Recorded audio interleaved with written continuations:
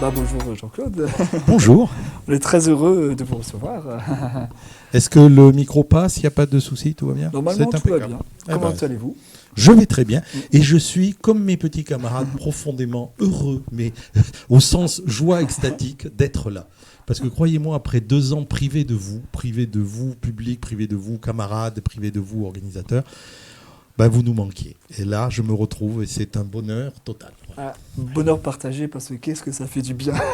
En plus, la D'accord. personne qui s'est occupée du temps pour le festival, je la félicite parce qu'il fait un temps superbe, légèrement frais comme je l'aime, mais avec ce ciel bleu magnifique et cette lumière de fin d'après-midi qui est une splendeur. On profite bien d'Épinal. Bien, D'habitude, je demande aux auteurs qui viennent de se présenter brièvement, mais j'ai lu un peu votre bio et j'ai vu qu'elle était tout sauf brève, tout sauf bref. C'est un peu le problème quand tu arrives à 65 berges, c'est que tu as fait des choses dans ta vie. Donc très rapidement, j'ai eu trois vies simultanées. J'ai été ingénieur de recherche à Airbus, travaillant en particulier avec la Commission européenne pour monter les projets. J'ai écrit des livres et j'ai fait des textes de chansons. Vous en avez oublié un quand même dans votre bio. C'est marqué ex-tenancier de sex shop. Oui, c'est exact. J'ai eu travaillé un petit peu dans l'univers du porno quand j'étais jeune, mais bon, ça a duré 3-4 ans. Mais j'ai tenu un sex shop pendant le temps suffisant pour que ça soit marqué dans la bio. C'est vous qui l'avez écrit alors. Et du coup, j'ai commencé comme ça par rapport au fait que vous ayez été ingénieur. Vous avez donc aussi fait des études en mathématiques, c'est bien ça? Oui, j'ai un doctorat de mathématiques. Bon, j'ai fait un postdoc sur des problèmes de système chaotique. Et puis après, j'ai travaillé sur le domaine de la gestion de l'information en entreprise. Enfin bon, j'ai fait des tas de trucs.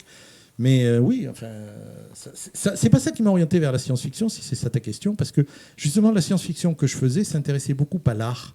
S'intéressait beaucoup à la société future sous l'axe de l'art, tout au moins au début, je dirais les 10 à 15 prochaines années, parce que les mathématiques, j'en faisais toute la journée, la physique, les trucs comme ça, je faisais des calculs d'aile d'avion, enfin, il y avait des trucs qui étaient quand même dedans. Donc je me disais, j'ai pas envie de replonger nécessairement là-dedans dans ma fiction. Donc je parlais d'art. Et j'avais beaucoup d'artistes comme personnages. Et puis, par exemple, maintenant que je suis à la retraite, je suis extrêmement heureux de faire ma série de trolls qui me replonge en quelque sorte dans le milieu du travail, mais en me permettant de critiquer ou tout au moins de me moquer ou d'ironiser sur les procédures, sur les règles administratives, etc. C'est un peu votre marque de fabrique. En particulier sur les trolls, on le sent beaucoup, justement une espèce d'humour ce qui est un peu singulier dans la fantasy. C'est que vous mettez beaucoup, vous aimez bien vous moquer, donc vous aimez bien... Oui, on sent que vous êtes assez ironique dans votre... Oui, mais enfin, je n'essaie pas d'être méchant. Hein. Simplement, ce que je me suis posé comme question, ça a été de me dire, qu'est-ce qui se passerait si la fantasy découvrait brutalement les procédures, les ressources humaines, cette chose extraordinaire que sont les paperasses, enfin, tu vois, tous ces trucs-là. Et je me dis, est-ce que la quête du Graal fonctionnerait de la même façon? Et la réponse est pas du tout. Et pour la petite histoire... tout ce mécanisme-là de pensée est né il y a peut-être une vingtaine d'années en réunion à Airbus. J'en avais un travail de fou et on nous fait une espèce de compte rendu de la stratégie générale dirigée par le PDG. Et le premier slide, la première phrase du premier slide qu'on nous projetait, alors qu'on avait un boulot dingue, c'était « L'avenir est devant nous ». Et je me dis, OK. Et on y passe 2 minutes. Je veux dire, 2 minutes pendant lesquelles le chef vous explique que l'avenir était effectivement devant nous, ce dont on était d'ailleurs à la base assez convaincus. Et ensuite, il tire le papier qui cachait la moitié du slide et il y a écrit « Il ne nous attendra pas ». Et là, je me dis, bon sang, c'est comme ça que les dinosaures ont disparu. Et donc, je prends mon ordinateur que j'avais devant, parce que j'avais pris des trucs pour bosser pendant la réunion, et je commence à ouvrir un document Word et à taper comme un malade une série d'échanges entre dinosaures qui ont dit les mecs, on a découvert, il y a cet astéroïde, qu'est-ce qu'on fait? L'autre qui dit c'est pas mon département, attends, moi j'attends des stagiaires, qu'est-ce qu'on fait? Est-ce que tu as un budget? Enfin, etc. Et je tape le truc. Et le chef, voyant que je me mets à taper comme un furieux, dit tu prends le compte rendu? Et je dis oui. Et pour la seule fois de ma vie, j'écris un tout petit texte de fiction à Airbus, où je raconte ça, et évidemment après je l'imprime et je fais circuler mes petits camarades compte rendu. Ça les fait beaucoup rire, sauf un qui revient vers moi très sérieux, qui me dit ça marche pas, tu as pas mis les consultants dans la boucle. J'ai dit, tu as raison, et je reviens, et je fais un mail supplémentaire à des consultants expliquant il faut préparer une centrale d'accueil pour l'astéroïde, réfléchir à toutes les opportunités que l'astéroïde nous offre, enfin, etc. Bref, dans ce genre de trucs. Et ce machin file dans un tiroir, sauf qu'après, cette nouvelle, elle a eu une carrière assez bizarroïde, mais enfin, elle s'est retrouvée un petit peu partout dans le monde. Et je me suis dit, il y a moyen de jouer avec ça. Et 10 ans plus tard, quand mon éditeur, que je salue, qui me dit, tu sais, ce serait bien que tu aies un peu des textes humoristiques de temps en temps dans tes recueils. J'ai dit, je suis pas drôle du tout, ça l'a fait beaucoup rire. Et il m'a dit, ben, vas-y, lâche-toi. Et donc, ce personnage de troll est arrivé. Non pas le troll, c'est le troll de pierre dont on se dit il est velu, il va bagarrer, il va être ça. Non, pas du tout. Il se bagarre contre les procédures, contre les chefs. Il essaie de mettre en place des trucs qui marchent face à de la paperasse. Et dans le premier bouquin du troll, il revient, au tout début du bouquin, il revient d'une mission où il a été combattre le méchant nécromant à l'autre bout du monde. Il a combattu les armées, il les a vaincus, il rentre, il est persuadé qu'on va le féliciter. Et on lui dit, est-ce que tu as ramené tes notes de frais ? Et à ce moment-là, il répond non. Et tu y retournes, il faut ramener les notes de frais parce que sinon, on finit pas le dossier et ça marche pas. Mais c'est complètement con. J'ai vaincu le chef, le machin, j'ai détruit son armée, j'ai éparpillé ses forces. M'en fous, il me faut les notes de frais. Et comme le troll râle, parce que c'est un troll qui râle, on lui fait la pire punition qu'on peut faire à un troll, la chose la plus atroce qu'on puisse lui faire. On lui colle un stagiaire. Et un stagiaire humain, qui plus est, qui est le neveu du chef dont il cherche à se débarrasser. Et à partir de là, repartir en quête, ça ne peut pas fonctionner de la même façon. On est tout le temps obligé de gérer ces aspects paperasse et ces aspects trucs. Donc, c'est vrai que c'est devenu quelque chose qui m'amuse beaucoup. Il y en a 3 bouquins jusqu'à présent et je vous promets que j'en écrirai d'autres. En plus, ça me permet de mettre des jeux de mots particulièrement pathétiques là-dedans et je m'en excuse par avance auprès des lecteurs, mais j'aime tellement ça que je le fais.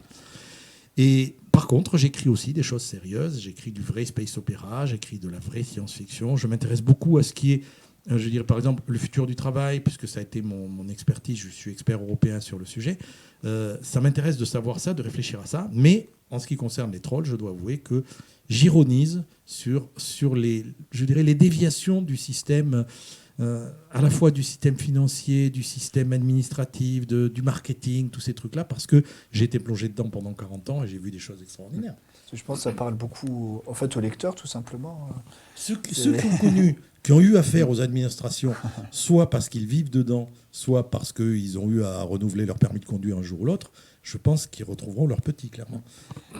C'est intéressant aussi parce que c'est des sujets qu'on a pas mal abordés aussi dans les interviews qu'on a fait en avance. C'est donc une discussion qu'on a eue avec plusieurs auteurs aussi. Peut-être aussi sur l'aspect de la manière peut-être dont vous allez me dire ce que vous en pensez, mais que les littératures de l'imaginaire ont tendance à évoluer un petit peu et essayent d'être d'une certaine manière plus réalistes. Donc, vous voyez ce que je veux dire, c'est qu'on passe de personnages, on va dire, presque mythiques, donc surhumains, très puissants, et on semble depuis quelques années glisser au contraire à des personnages qui sont confrontés à... Donc, qui sont plus réalistes, voilà, qui sont confrontés aux vrais problèmes de la vie. On a aussi des femmes qui sont vraiment des femmes. Parce que on a pas mal discuté avec d'autres personnes, avec d'autres auteurs aussi, de la place des femmes dans la fantasy. Et voilà, est-ce que vous pensez vous inscrivez aussi un peu là-dedans? Vous avez une réflexion aussi là-dessus? Clairement, je pense que la science-fiction a toujours été une littérature, ou sinon la littérature sociétale, celle qui s'intéresse peut-être moins aux personnages qu'à l'évolution des sociétés, qui s'intéresse aux métamorphoses possibles des sociétés, soit que on parle de sociétés lointaines, mais aussi de sociétés qui sont pratiquement la nôtre dans quelques mois, quelques années. Et quelqu'un comme William Gibson, par exemple, parle de la pointe du progrès des sociétés, c'est de la science-fiction, avec 10 ans d'avance, 20 ans d'avance. Il y a des bouquins de William Gibson il y a 20 ans qui sont en cours de réalisation aujourd'hui. Je veux dire, quand il y a 20 ans de ça, il a parlé d'une artiste japonaise hologramme qui donnait des concerts, etc. Tout le monde s'est foutu de sa gueule. Alors, on est d'accord. Donc c'est vrai, c'est important. Et puis en plus, les vrais gens et les vrais problèmes sociétaux actuellement, parce qu'on en a quand même un certain nombre, sont des sujets d'intérêt, clairement.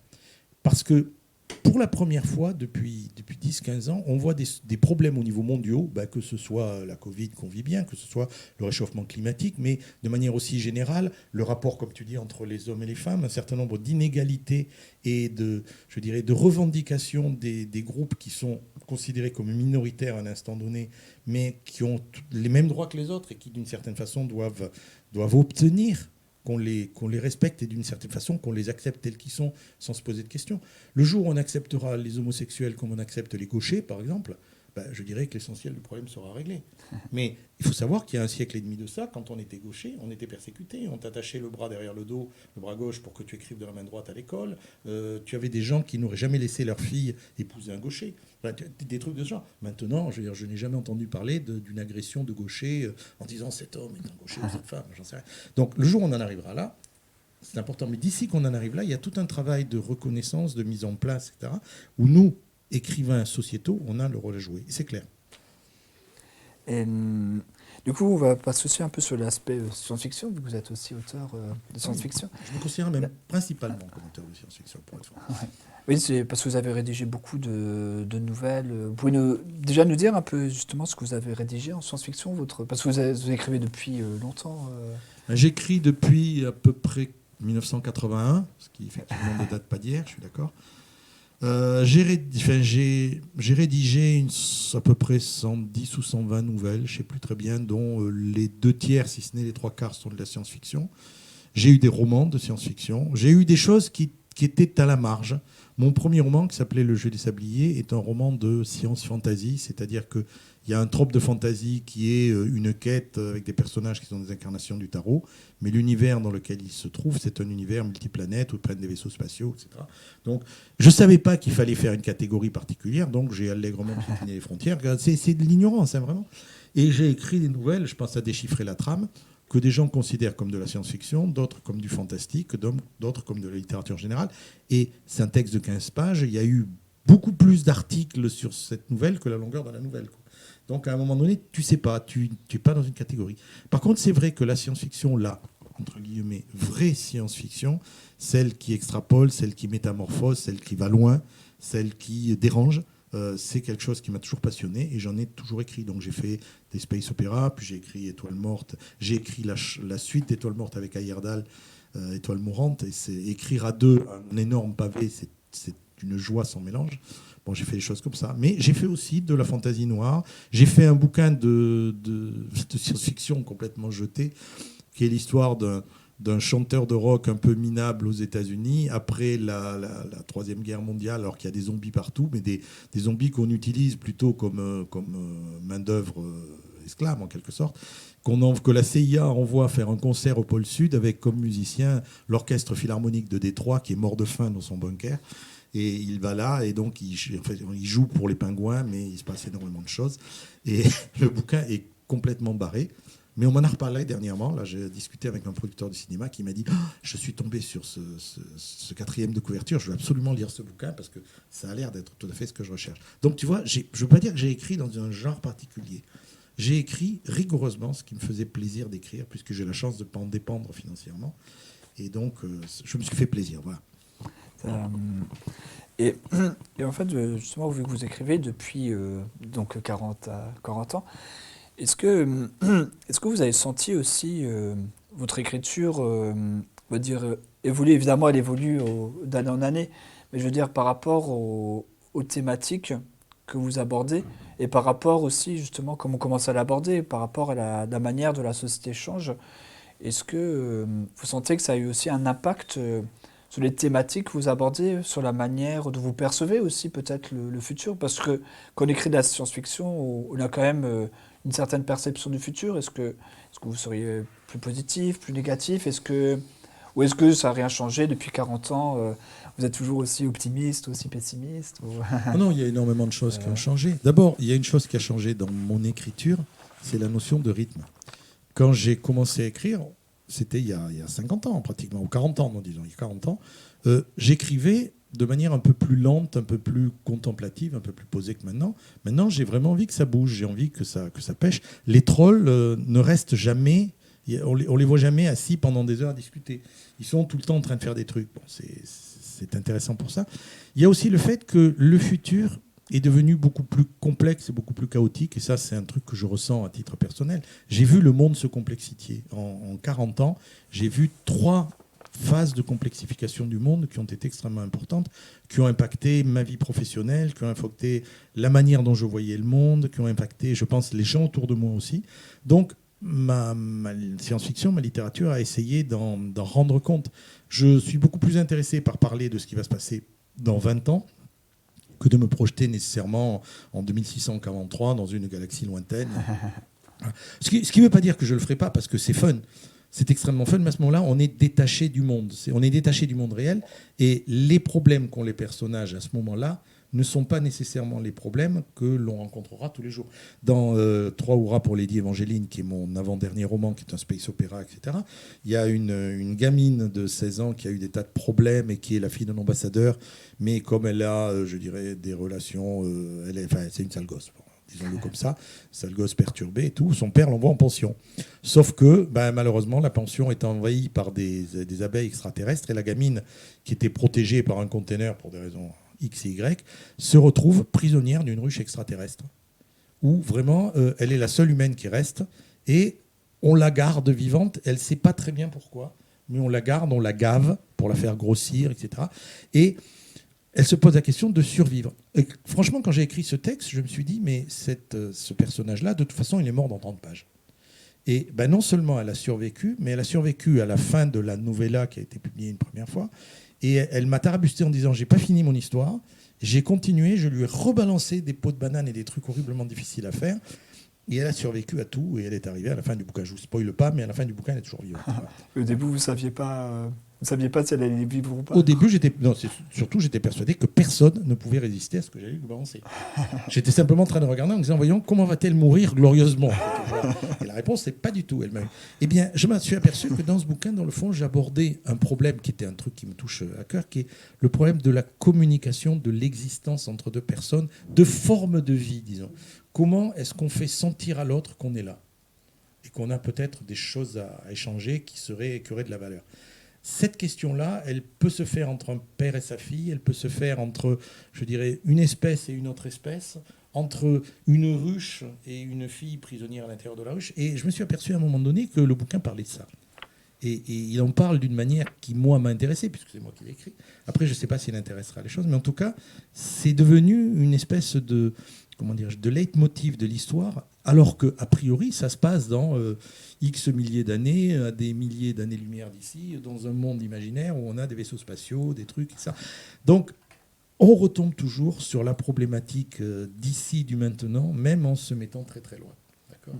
Si tu y réfléchis, Star Wars, tu as le problème de l'héritage, tu as le problème de comment je deviens ou je suis les traces ou non de mes parents ou de ceux qu'ils ont voulu construire. C'est vrai. Qui est un problème d'aujourd'hui, qui se situe dans une galaxie fort lointaine, il y a très très longtemps de ça. Ouais, c'est la force aussi, justement, des écrivains de science-fiction, parce que l'écriture ne vient pas de nulle part. On veut toujours aussi adresser des messages. Et du coup, oui, j'avais une question aussi, justement, vu qu'une fois de plus, vous écrivez depuis un certain nombre d'années. Là, justement, dans vos premiers romans de science-fiction, vous nous indiquiez que vous essayez d'anticiper 20-30 ans plus loin. Est-ce qu'il y a des éléments que vous aviez perçus ou anticipés, par exemple dans les années 80 ou 90, qui justement sont advenus? Ou au contraire, des choses que vous aviez anticipées mais qui ne sont pas du tout advenues? Il y a des choses, en tout cas, que je peux dire que j'avais anticipées qui ne sont pas du tout advenues lorsque j'ai commencé à travailler sur les livres numériques, sur la société littéraire, disons. Et il y a deux choses que je n'avais pas du tout anticipées et qui me sont revenues en plein dans la figure, alors que moi, j'étais persuadé du contraire. C'est d'abord que l'hyperabondance dans laquelle nous vivons sur le plan culturel allait avoir des effets positifs pour les auteurs. C'est faux, elle en a eu des effets négatifs.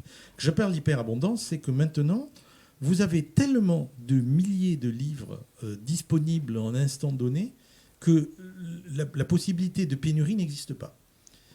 J'ai traversé Épinal pour venir ici. Je suis passé devant 50 stands de bulles de livres, etc.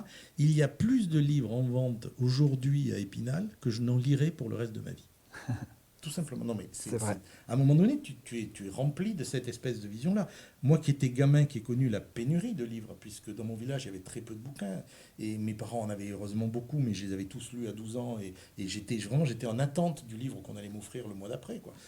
Et maintenant, je ne suis plus du tout dans cette situation-là. Donc, c'est devenu quelque chose d'extrêmement différent. Et j'étais persuadé que ça allait encourager les gens à lire et ça encourageait les gens à être curieux. C'est-à-dire que, par exemple, si on avait aimé le dernier bouquin de Dupont, ben on allait essayer de lire les bouquins précédents de Dupont, parce qu'en se disant, ça peut être pas mal. Un exemple tout bête, il y a un auteur totalement inconnu qui s'appelle George R. R. Martin, qui a fait une série dont personne n'a jamais entendu parler, qui s'appelle Game of Thrones. Ben, Game of Thrones fait 1 million de ventes. On se dit, les autres bouquins de George R. R. Martin, et il y a quelques chefs-d'œuvre là-dedans, je veux dire, il y a un bouquin de George R. R. Martin qui s'appelle Armageddon Rock. Si vous aimez le rock and roll, si vous aimez les Doors, etc., c'est un bouquin indispensable. On se dit, il va faire peut-être pas 1 million, mais allez, on va viser le demi-million quand même. Pas du tout. Il se vend comme n'importe quel autre livre. Alors que des lecteurs de George R. R. Martin, il y en a 1 million, mais des lecteurs de George R. R. Martin qui se disent, c'est pas mal ce truc-là, je vais voir ce qu'il a fait d'autre, il y en a pratiquement pas. Quand je dis pratiquement pas, c'est 1000. Ouais, c'est vrai l'exemple marcherait aussi avec Tolkien ou avec Frank Herbert, et ainsi de suite. Et c'est une chose épouvantable parce que moi je m'étais dit, c'est super parce que l'important à ce moment-là, c'est de changer la manière dont on écrit et dont on fait, entre guillemets, carrière. Ça ne m'intéressait pas de faire carrière, mais dont nos livres se renforcent les uns les autres. Eh bien, pas du tout. Le fait que moi, par exemple, j'ai travaillé dans la fantasy, dans la science-fiction, dans le rock'n'roll un peu pété, des choses comme ça, ben, ceux qui lisent mes bouquins de SF ne lisent pas nécessairement mes bouquins de fantasy. Ceux qui ont lu mes bouquins de fantasy, qui sont bien mariés, me disent « Ah oui, la SF, ça c'est sérieux, c'est pas pour moi ». Et donc, à un moment donné, tu leur dis, d'accord, mais il y a quand même une espèce de tampon de fabrique Jean-Claude Dugnac dessus. Ben oui, mais on s'en fout. Ouais, et ça, cette chose-là, je ne l'avais pas du tout anticipée. Je pense d'ailleurs, on n'était pas grand monde à l'avoir anticipé. Et j'avais même, je dirais, construit des espèces de business model sur l'inverse. On avait créé à l'époque une maison d'édition entièrement numérique qui rééditait tout un tas de bouquins des années 80, 90, etc., qui étaient disponibles, en se disant, ben, les gens qui aiment les auteurs en 2010 vont lire les anciens. Ben, la réponse, c'est pas du tout. Ça n'a pas du tout marché. Et à un moment donné, on s'est arrêté. C'est vrai qu'aussi de la science-fiction, il y a des choses qu'on traverse qui avaient été anticipées par certains auteurs. C'est-à-dire la numérisation, Internet, on le percevait dans certains écrits. Par contre, ce que vous citez, l'abondance et surtout aussi, peut-être aussi la difficulté d'attention aussi que traversent ces jeunes générations. Finalement, autant la technologie avait été anticipée, mais ses conséquences concrètes, les conséquences, ne serait-ce que rythmiques. Bon, moi, je travaille dans la musique, enfin, je suis parolier de chansons. Eh ben, je m'intéresse évidemment beaucoup à des phénomènes comme YouTube, par exemple, ou MTV. Eh bien, quand on voit qu'un clip de chanson, il y avait des changements toutes les 24 secondes dans les années 80, que c'est passé à 12 secondes, puis ensuite à 6 secondes, puis ensuite à 3 secondes et demie, et que par conséquent, maintenant, ce qu'on regarde, c'est un machin qui est vachement haché, mais qui est rythme boîte, qui est vraiment le côté house music, là, poum, ça change, poum, ça change. Alors, c'est 4 à 5 sortes de musique, mais à chaque fois, on force l'attention de la personne qui regarde en lui imposant de nouvelles images, en lui imposant un nouveau rythme, en lui imposant un truc, en cassant la chose. Ça veut dire qu'à un moment donné, quand on écrit, on se retrouve face à des gens qui te disent « mais ça va pas assez vite. Cette scène, ça fait 1 page et demie qu'elle dure, mais ras-le-bol maintenant. » Et des gens qui vous disent que, par exemple, Harry Potter, c'est trop lent. Et que maintenant, ils veulent des bouquins qui soient plus péchus. Enfin, plus péchus, je dirais, restituant plus rapidement des choses. Or, la vitesse est par définition, je dirais, antagoniste de la concentration. Plus tu vas vite, moins tu vas profond. Parce que tu surfes, ce qui est très chouette, hein, surfer à la surface de la vague, c'est formidable, tu as vraiment l'impression de passer quelque chose d'extraordinaire. Mais en même temps, si tu veux faire de la plongée, tu iras profond, mais tu iras lentement. Tu ne peux pas aller vite en plongée. Tu vois. Parce qu'il y a quelques mois, on recevait Julien Simon dans nos émissions de l'application Rocambole. Je ne sais pas si vous connaissez cette application. Je connais, oui. Et qui justement, eux, ils essaient de répondre, ou peut-être pas, mais ils s'inscrivent justement dans cette économie de l'attention, vraiment de manière assez assumée, en proposant de réécrire ou de réinventer un peu l'écriture aussi par série et Et donc je sais pas ce que vous pensez aussi un peu de ça par rapport aussi aux nouvelles. Est-ce que finalement les nouvelles, c'est peut-être aussi un style qui se redécouvre, qui retrouve une nouvelle jeunesse peut-être? C'est court. Ça- Une chose, par exemple, il y a une réussite éditoriale qui est très claire et qui est, à mon sens, parfaitement méritée, c'est la collection de novellas Une heure lumière de Bifrost, où ils sont tombés sur vraiment le bon format et des textes qui sont tous exemplaires, remarquablement traduits dans l'ensemble, et dont on se dit, ça c'est court, ça se lit vite.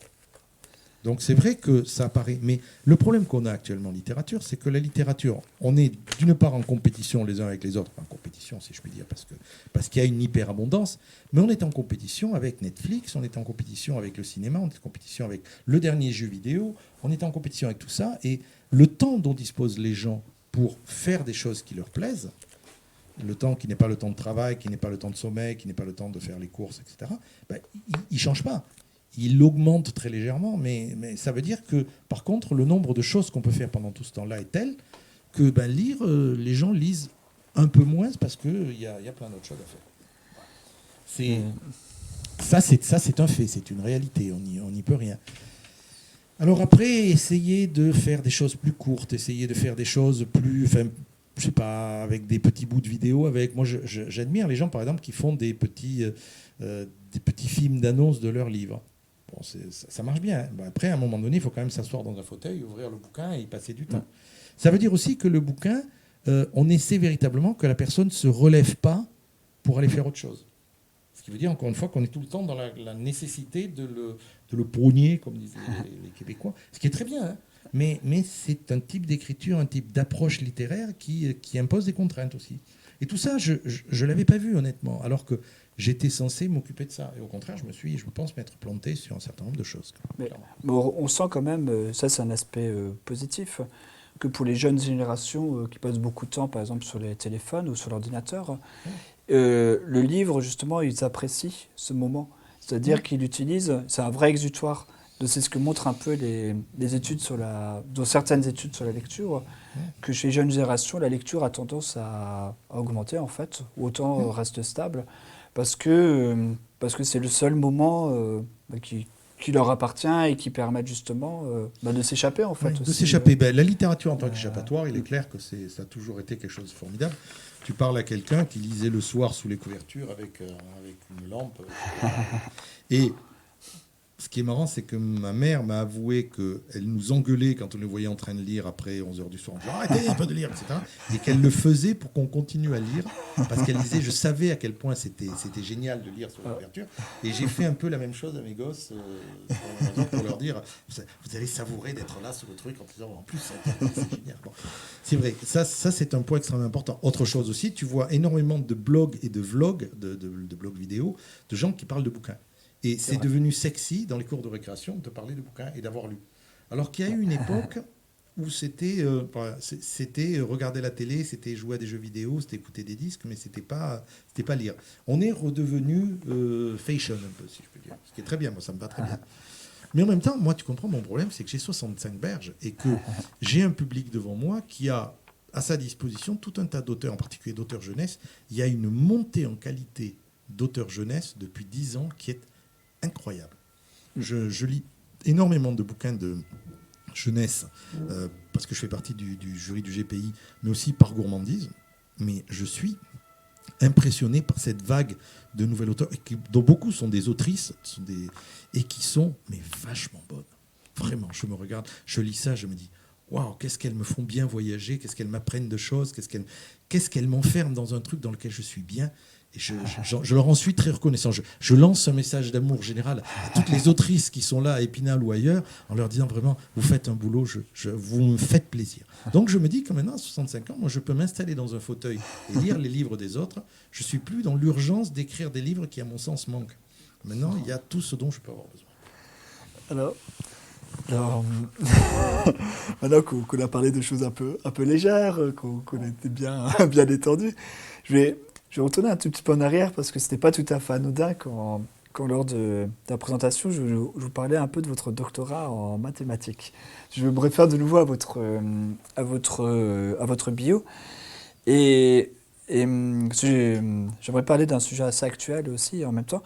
Et vous évoquiez dans votre bio l'aspect des super ordinateurs. Ouais. Donc vous avez travaillé dessus, vous avez fait des recherches. Déjà, vous pouvez nous dire un peu ce que vous avez fait autour des super ordinateurs? Et après, je vous poserai la question que j'ai en tête. Oui, je vais essayer de te faire résumer 30 à 40 ans de vie, ça va aller vite. Bon, allez, quand j'ai commencé dans les années 1980, les supercalculateurs étaient des choses qu'on appelait vectorielles et parallèles, c'est-à-dire c'était une nouvelle façon de calculer. Au lieu de calculer une chose à la fois, en fait, on faisait des espèces de fils, comme dans les cafétérias pour gagner du temps, ou alors on mettait plusieurs processeurs qui travaillaient en parallèle et qui travaillaient chacun sur une partie du problème et qui se réunissaient à la fin. Bon. Donc moi je travaillais parce qu'il fallait trouver des méthodes et des façons de programmer qui étaient adaptées à ces machines-là. Et puis j'ai commencé à m'intéresser à ce qu'on appelait le parallélisme massif, c'est-à-dire le fait d'avoir beaucoup de processeurs qui travaillaient sur un même sujet, ce qui pose des tas de problèmes. Puis ensuite j'ai commencé à me poser des problèmes sur les systèmes chaotiques, c'est-à-dire quand tu calcules que tu arrives à des endroits où ça ne se passe pas bien. Par exemple, typiquement dans une aile d'avion, quand tu franchis ce qu'on appelle le transonique, c'est-à-dire que tu es proche de passer le mur du son, tu es à 0,9 de la vitesse du son, c'est très turbulent, il y a beaucoup de choses qui s'agitent, et donc il peut se passer des choses au niveau de l'aile qui ne sont pas du tout agréables.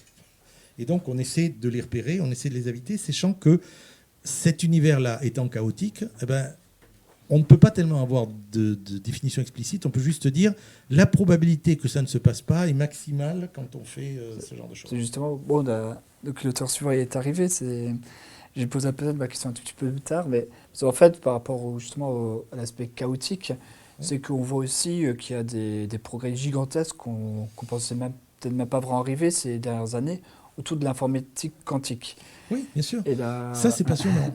Et justement, c'était un peu, bon, peut-être en 1 ou 2 minutes, mais parce que l'arrivée finalement de l'informatique quantique qui avait été peut-être quand même anticipée pas mal par beaucoup d'auteurs, mais qui maintenant on peut voir qu'elle arrive, ça peut bouleverser aussi peut-être la vision d'un auteur de science-fiction en fait. Oui, alors là, il y a une chose que je peux dire qui est assez extraordinaire, par contre, que j'ai vécu depuis 40 ans. Ouais. Les ordinateurs les progrès de l'informatique vont plus vite que notre capacité à imaginer à quoi ça peut servir.